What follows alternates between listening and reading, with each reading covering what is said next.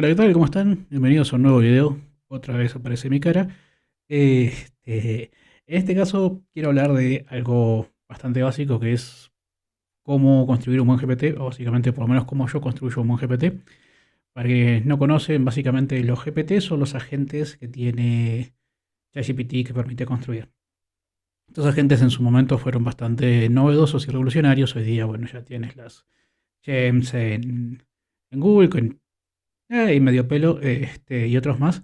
Pero bueno, o sea, vamos a hablar de cómo crear un buen GPT, más que nada para que puedan empezar a crear sus propios agentes sin tener una gran infraestructura ni nada por el estilo. ¿Qué necesitan para crear un buen GPT? Pues primero que nada una cuenta de pago de ChatGPT. Si no estoy mal, la cuenta de $5 que sacaron hace poco no cubre esto. De hecho, la cuenta de $5 básicamente lo que hace es el plan gratis, pero de pago.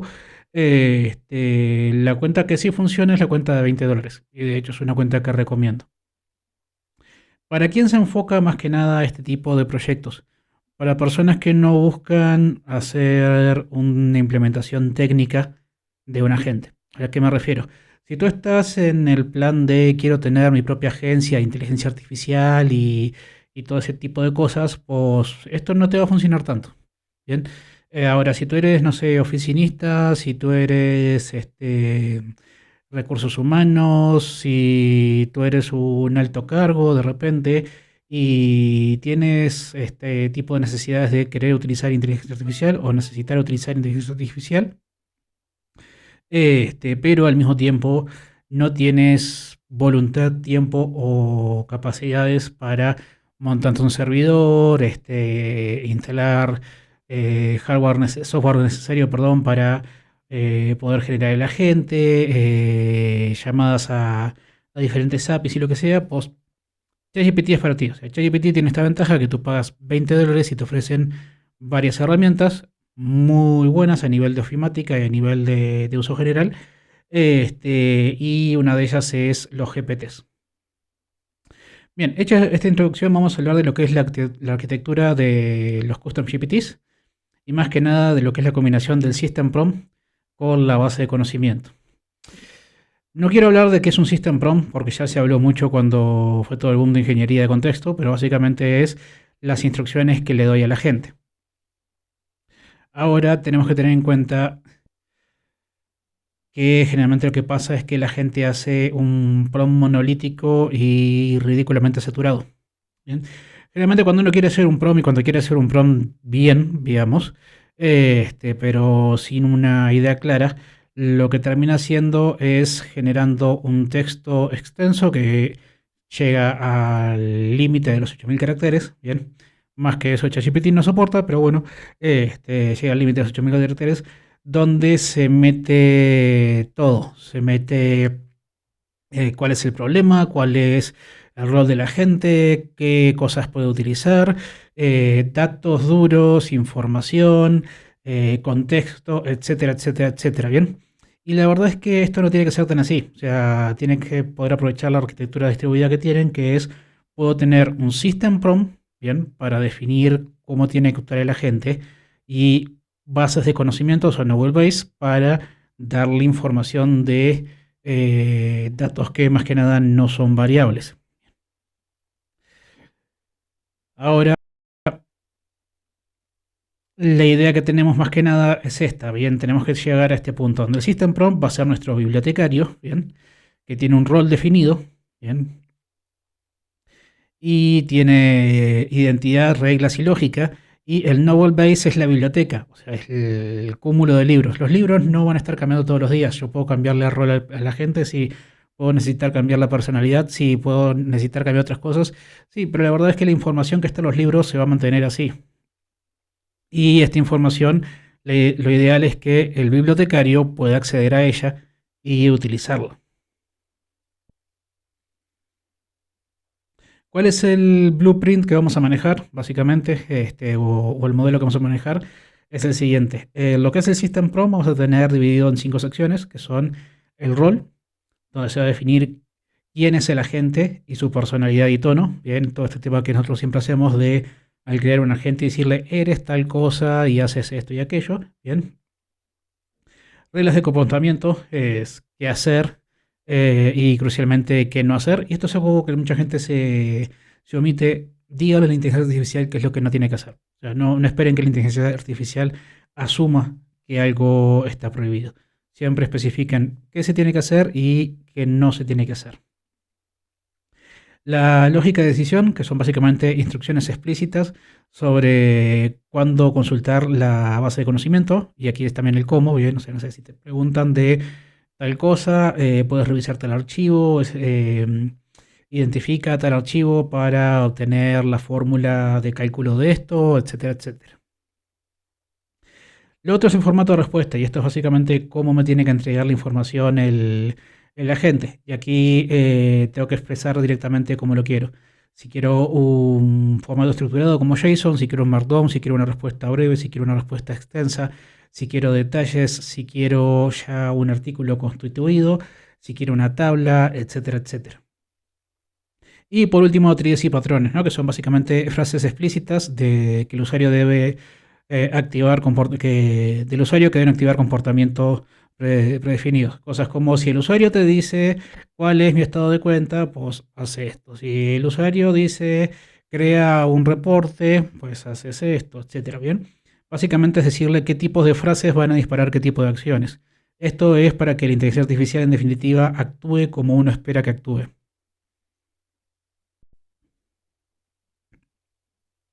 Por otro lado tenemos la base de conocimiento, bien, y este es el blueprint que vamos a tener en la base de conocimiento. Vamos a utilizar datos factuales, bien.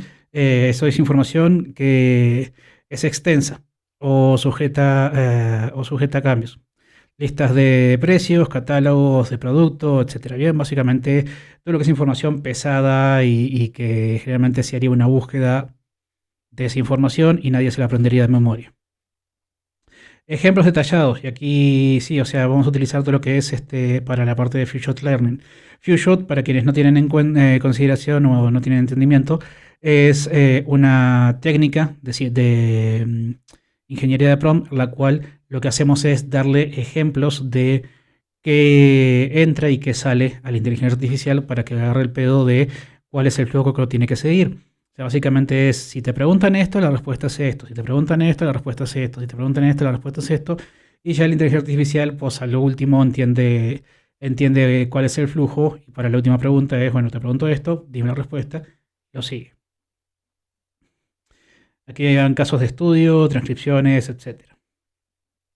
Documentación técnica, esto creo que no necesita especificarse, pero son básicamente manuales de API, especificaciones, referencias duras, etcétera. Preguntas frecuentes y casos de uso. Esto, respuestas preredactadas a preguntas frecuentes y escenarios comunes. Contexto de dominio, terminologías. Esto es básicamente agregarle directamente glosarios, darle información y contexto de cómo tiene que referirse a ciertos procesos. ¿Bien? O sea, que no hable de que el coso de la cosa tiene que hacer cositas, sino que directamente se refiera con pelos y señales utilizando la terminología acorde para lo que está creado en la gente. Si el dato es estático o voluminoso, pertenece a archivo, no al prompt. Y esto es una regla básica, ¿bien? O sea, la idea simple es el prompt no es una memoria. Entonces, todo lo que sea información que no pueda recordarse fácilmente de memoria, pues va a tener que venir a la base de conocimiento. Aquí tenemos un par de estrategias. La primera es el retrieval, bien, donde diseñar el system prompt para que sepa cuándo detenerse y buscar. Y tenemos un ejemplo de lo que es correcto y lo que es incorrecto. En el caso de incorrecto, es el modelo intenta responder de memoria inventándose datos. Bien, todo es simple, o sea, ustedes le pueden cargar conocimiento, pero si no le especifican a la gente, oye, mira, tienes esta información de esto, o la información de negocio la tienes en este documento, y la documentación la tienes en este otro, pues la gente no siempre va a tener la voluntad de utilizarlo. De hecho, va a intentar gastar los menos recursos posibles y para eso va a pensar primero en me invento una respuesta antes de busco y encuentro una respuesta real. Lo que es correcto es indicarle cosas en el prompt como cuando el usuario pregunta sobre categoría X, bien, y categoría X lo cambian por lo que quieran, busca primero en tu base de conocimientos, cita la fuente, si no encuentras información, pide más contexto. Cuando el usuario pregunta sobre categoría I, obviamente esto también es lo mismo, responde directamente usando tu conocimiento general. Bien, entonces de esta forma ustedes le pueden decir qué cosas sí tiene que basarse en documentos y en la base de conocimientos y qué cosas puede pues tomarse ciertas libertades de responder como más le parezca. Cuando cargamos información para lo que es la base de conocimientos, tenemos que tener en cuenta un cierto formato y hay formas de optimizarlo. El formato de documento define la calidad de la recuperación retrieval y usa Markdown para crear jerarquías claras. Bien, esto es fácil, o sea, es lo mismo que hacemos nosotros cuando leemos un libro. Si nosotros identificamos títulos, identificamos párrafos, identificamos secciones y se nos hace mucho más fácil entender un texto a si tenemos un ladrillo directamente de texto sin saltos de línea y nada por el estilo. Pues para inteligencia artificial es un poco similar. La inteligencia artificial interpreta títulos, interpreta metadatos, interpreta contenido y ejemplos de uso. Los metadatos utilizan principalmente una estructura ya definida con categorías, la fecha de última actualización y el nivel de confianza más que nada, para que el agente pueda leerlo de primera mano y tener una información clara, ¿bien? O sea, digamos, cosas como la fecha le permiten saber hace cuánto se actualizó esta información y qué tan reciente es. Incluso si hay dos documentos que hablan sobre el mismo tema pero tienen fechas diferentes, puede priorizar al que tiene fecha más reciente. La categoría le permite saber de antemano si este documento, aunque habla del tema que está buscando, es óptimo o si hay otro que tiene de repente una categoría más cercana y puede hacerlo. Y a nivel de confianza lo mismo, ¿bien? O sea, digamos, si yo le doy dos documentos y uno tiene mayor nivel de confianza que otro, pues va a priorizar el que tenga mayor nivel de confianza. La lógica avanzada, que es el patrón router, bien, y acá hay que aclarar que con 8000 caracteres no puedes saberlo todo. O sea, si bien es cierto que 8000 caracteres es un machote de texto, bien, la verdad es que no puedes darle lujo y detalles de todo lo que tiene que hacer. Entonces, puedes dirigirlo, de nuevo. Y es el input del usuario que entra, tenemos el system prompt, bien, y dentro del system prompt lo que tenemos es lógica de clasificación. ¿Cómo se hace esta lógica de clasificación? Pues utilizando básicamente lo que habíamos comentado antes de si te preguntan de X categoría tienes que hacer esto, si te preguntan de Y categoría tienes que hacer esto otro. Entonces yo le puedo decir, si la pregunta es técnica, consulta documentos técnicos. Bien, y le especifico cuáles son los documentos técnicos. Si la consulta es de negocio, consulta los dos documentos de pricing y cuáles son esos documentos. Entonces, a medida que yo le voy informando directamente dónde encontrar esta información, pues ya no tengo que cargársela en el System Prompt, sino que directamente el único que le digo en el System Prompt es cómo llegar a esa información. Lo otro es la técnica de contexto comprimido. Bien, aquí tenemos referencia versus contenido. Lo que suele pasar y que es ineficiente y genera gasto de tokens es casos como nuestros planes son y describirle directamente los planes que tenemos en el System Prompt. Bien, decirle el plan básico tiene $10 por mes, incluye X y Z, Pros es $25 al mes, incluye A, B y C, bla, bla, bla, bla, bla, bla, y todo el detalle de la parte de pricing, digamos, meterse en el System Prompt. Esto lo que hace es consume tokens, aunque bueno, en este caso para un GPT no hay tanto problema, porque no nos están cobrando por los tokens, pero sí nos consume extensión del System Prompt que podríamos utilizar para otra cosa. La forma optimizada es por referencia. Para información de precios, consulta el documento Pricing 2024. Presenta las opciones en tabla, bien, y de esta forma yo ya le estoy diciendo en qué documento tiene que encontrar la información, bien, y cómo presentar la información. Incluso con esto yo puedo directamente en un futuro, si los precios cambian, simplemente modificar el documento de Pricing 2024 y ajustar si necesito la referencia al documento, digamos, no sé qué, tengo Pricing 2025, Pricing 2026. Y no tengo que estar modificando el System Prompt. Ya sé que el System Prompt funciona porque es un sistema y simplemente lo que tengo que cambiar es la información con la cual voy a ejecutar ese sistema.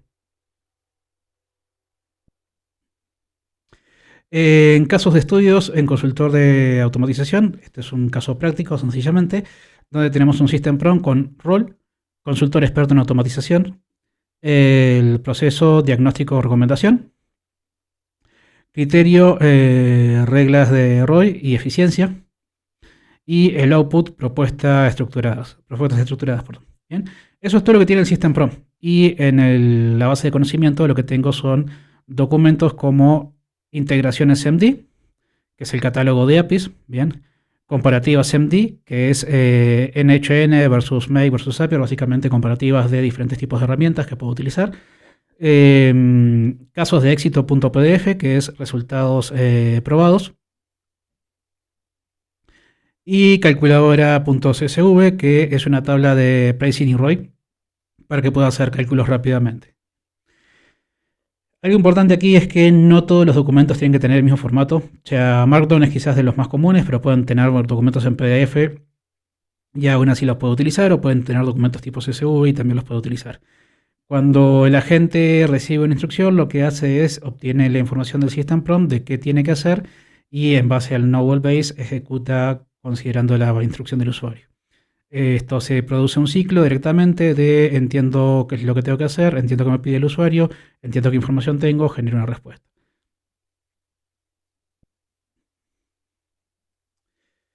El checklist de red arquitectura, bien, y aquí tenemos auditoría, tu prompt contiene datos estáticos, muévelos en archivo, esto es básicamente si ya tienen un system prompt, digamos, creado, un GPT creado, y hay que aclarar esto, o sea, esto funciona para GPTs, pero perfectamente funciona si ya tienen un agente funcional. Lo otro es la limpieza, tu prompt supera los 4K de caracteres, simplifica instrucciones. Si bien el máximo es 8K de caracteres, la verdad es que si ya supera los 4K es como, carnal, subirlo a Kindle. O sea, no necesitas tanto como para un agente, por lo menos en plan de GPT, ¿no? O sea, digamos, ya si me dice, no sé, es una Alexa o algo bueno, ya, todavía. Formato, tienes archivos planos, conviertes a Markdown estructurado. Esto básicamente lo que permite es mejorar la legibilidad. El routing, el agente intenta responder todo igual, implementa la lógica de ABCD, que es esta idea de poder decirle de dónde sacar la información para cada área o para cada nicho, y después tenemos el testing, ¿no? Que siempre es bueno hacerlo, que es verificar que la gente sepa decir no encuentro esa información. Y esto es un punto importante, o sea, muchas veces la inteligencia artificial no sabe cómo responder cuando no sabe qué responder y se inventa respuestas de manera forzosa. Un agente robusto no es aquel que más sabe no es aquel que más sabe de memoria, sino el que mejor sabe buscar. Esto es una gran verdad. Digamos, el agente que mejor funciona no es el que tiene todo el conocimiento de una, sino directamente el que entiende cómo funciona su sistema y cómo obtiene los datos que necesita. Bien, y esto es todo. Así básicamente se pueden crear un GPT. Pronto vamos a estar viendo algún video práctico de cómo implementar esto.